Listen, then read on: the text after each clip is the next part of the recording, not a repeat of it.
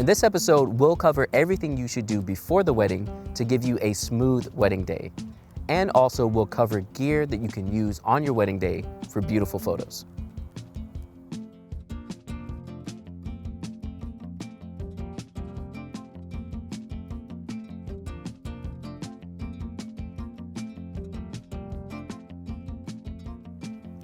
The first place you're going to want to start out is on your website with your contact form. This is how your couples are going to get in touch with you, and you can have a questionnaire in your contact form so that you can get more information about what your couple is expecting and their needs on their wedding day. Generally, I say a shorter contact form is better. This will give people more incentive to actually contact you, but give you just enough information for you to actually serve them on their wedding day. Generally, the questions I like to put in my contact form are things like phone number, email address so I can get back in touch with them, and a text field so that they can also put more information about their wedding day and their expectations. Once I've gotten this contact form filled out, we move on to a phone call or a Zoom meeting. If you really feel like it, you can meet in person, but either way, you want to meet with your couple before the wedding day. In this initial meeting, you'll want to talk less about money and cost and more about your couple's needs and wants. This way you can ensure that you're on the same page with them and can serve them well. Questions like, how do they like their editing? Do you like my editing style? How many guests are you expecting? Do you have a large bridal party? These are all things you're going to want to know. Not knowing this information will actually make you have a much worse wedding day. And when they feel a bad wedding day is when you'll get the bad reviews and the bad customer service after the wedding. Because most of the vendors are done after the wedding day, whereas photographers are still talking to their couples after the wedding day until we deliver all the photos. Once you've gone through your initial meeting and you had a great meeting and you know that you're aligned with your couple, this is when you can book them through a CRM. We'll talk about this more in another episode, but pretty much your CRM is helping you take money and sign contracts with your couples. After you've booked with your couple, then you can start thinking more about the venue that you're going to be at. Now, when you're scouting out your venues, the biggest thing you want to look for are the outdoor locations that are going to be great for photos, the indoor locations and what the windows look like, and mainly where the ceremony is going to be set up. Now, obviously the lighting is going to be different than your actual wedding day, so don't be too concerned about how everything looks, more so just knowing where locations are. If there's a groom suite with no windows, I would like to know that so I can know what kind of lighting I'll need when I'm doing my getting ready photos. If the ceremony will be indoors or outdoors, I'll have a better idea of what that will look like as well. Same with your reception. Sometimes receptions are outdoors and you really need to know what kind of lighting you want to bring to that. And now that I have a better idea of my location, what I'm going to need for that location, I can go ahead and start prepping all of my gear. Let's go ahead and talk about everything that I like to bring with me on a wedding day, from bodies, lenses, and accessories.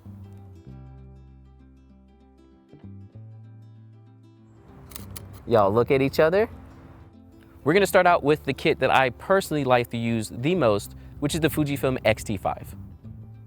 The main reason I love this body is because of its 40 megapixel sensor and also its size and weight. Again, as a wedding photographer, I have a camera on my back for 8 to 10 hours, if not longer, and I don't want the camera to be too heavy. Take that plus the 40 megapixel sensor and you have a great all-around camera that doesn't bring on too much attention from the wedding guests, as well as take absolutely amazing photos.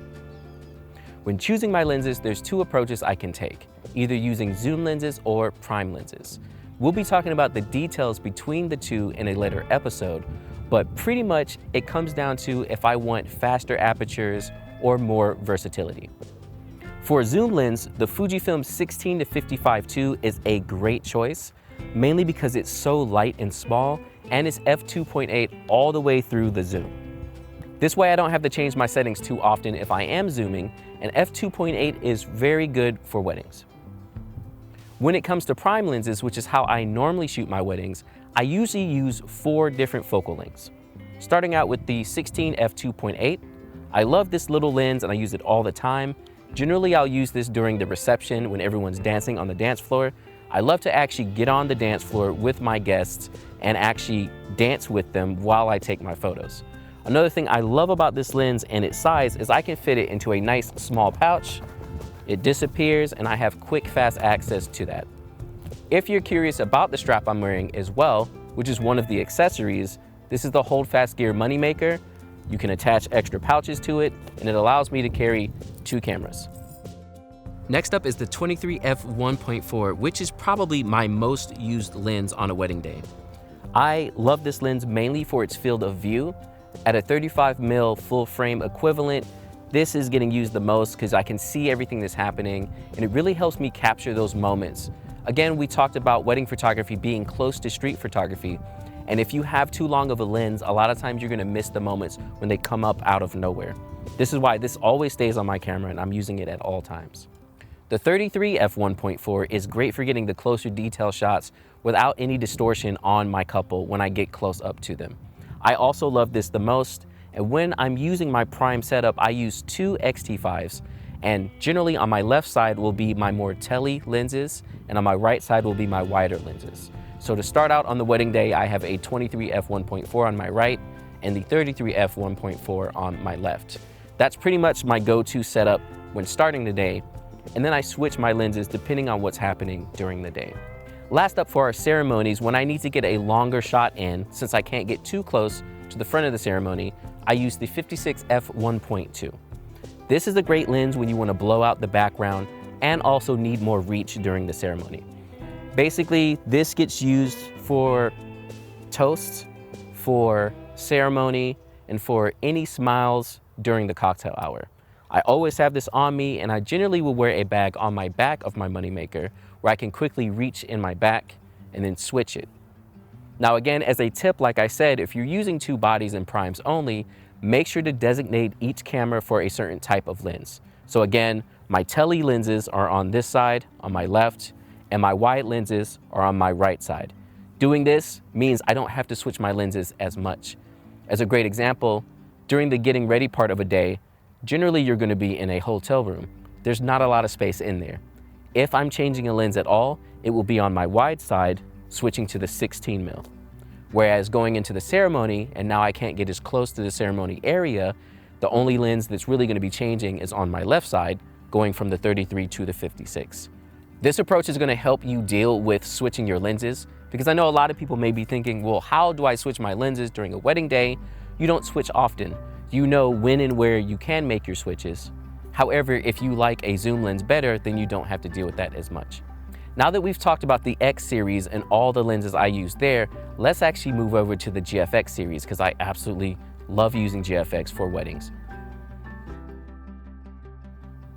With the GFX line, you're trading off your weight for resolution. With a 102 megapixel sensor, the resolution you're getting from these cameras is mind-blowing. It gives you a lot of range for cropping and also printing your photos, and honestly, they just look absolutely amazing. As a wedding photographer, the GFX 100S2 is going to be the best choice. This camera body is perfectly balanced between its size and weight, and also the resolution you're getting out of the sensor. We'll take a wide shot and then maybe you just get too much. So having that cropping range on the GFX is awesome. If you're looking for a zoom lens for the GFX 100S2, you're going to want to start out with the 32 to 64 f4. This lens is going to give you a perfect range for wedding photography, and the zoom is super smooth and easy to use, and it's not too heavy. This is a big portion of wedding photography, again, is worrying about the weight. So this is a great choice if you're looking for a zoom lens.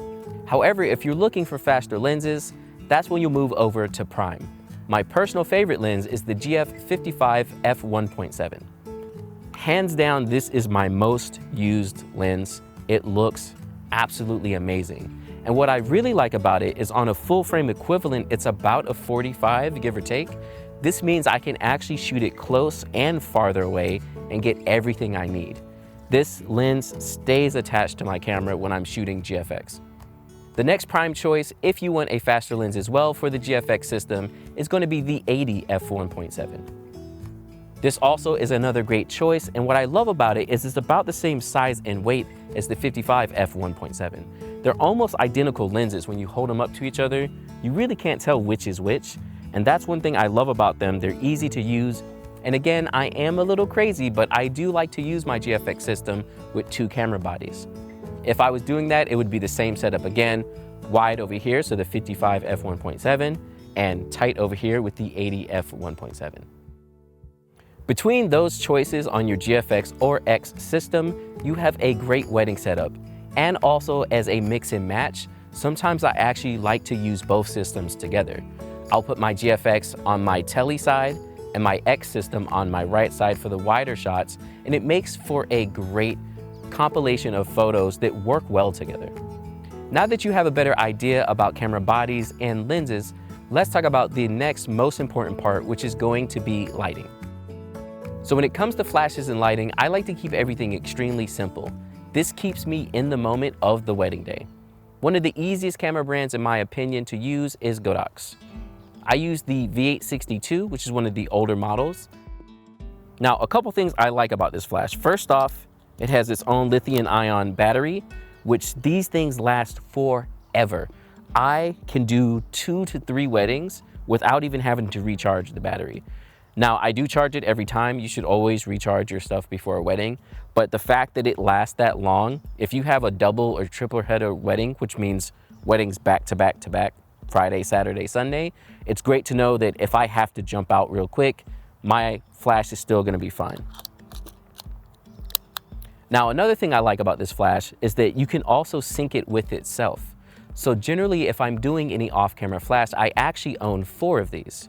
1 for each of my cameras on camera, and then 2 off camera, and I just sync them all together. Now, when it comes to using a flash like this on your camera, to get a great look out of it, you're going to want a good modifier like the MagSphere. I love all the MagMod products, and they're extremely easy to use.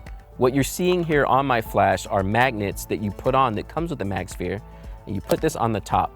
Now, the reason I love the MagSphere so much is even if you don't have a ceiling to bounce your light off of, you're technically bouncing off of the sphere itself. Pretty much, I always have my flash on camera pointed straight up, and even if my ceiling is black, what's happening is the flash will come up, hit the MagSphere, and be thrown out in kind of a 360. If I have a white ceiling, I'm still getting some bounce, but I'm also getting this thrown out light.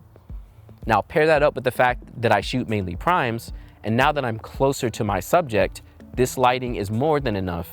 I can do this even without off-camera flash, which is very useful. If you're new to wedding photography and you're scared of flash, try out a MagSphere on your flashes. It makes it so much easier. Now, speaking of actually triggering your flashes as well, if you don't want to have a flash on your camera, you can use something like the Godox X3.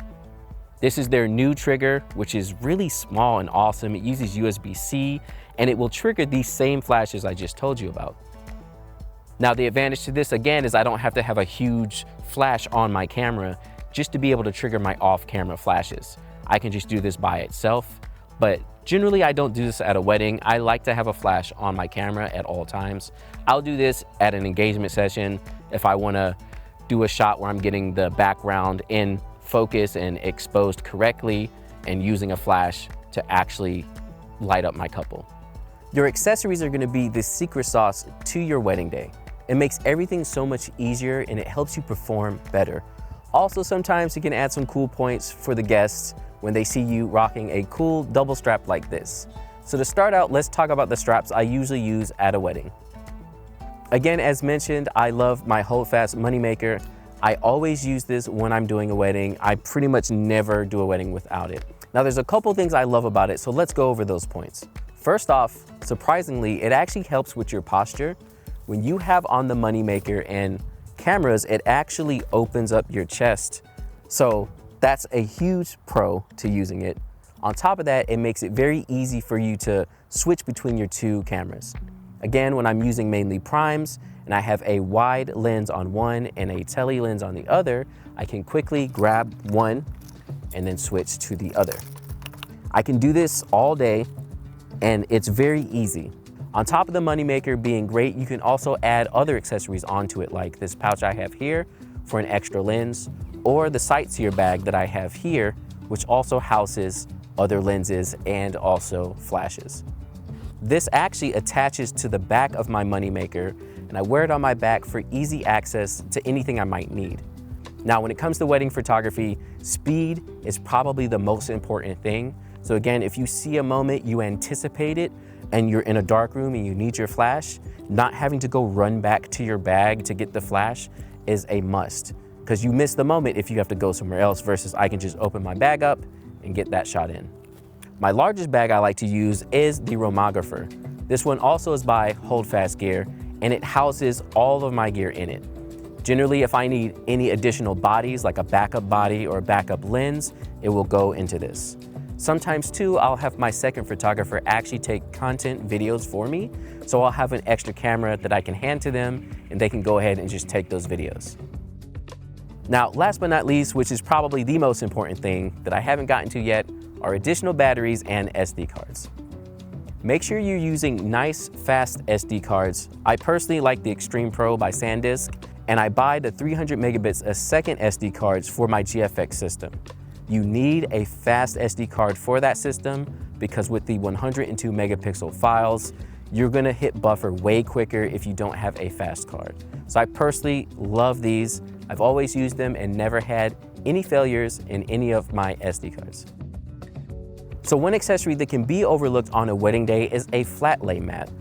One of the photos you'll take for your couples is a flat lay of their invitation and some of their details.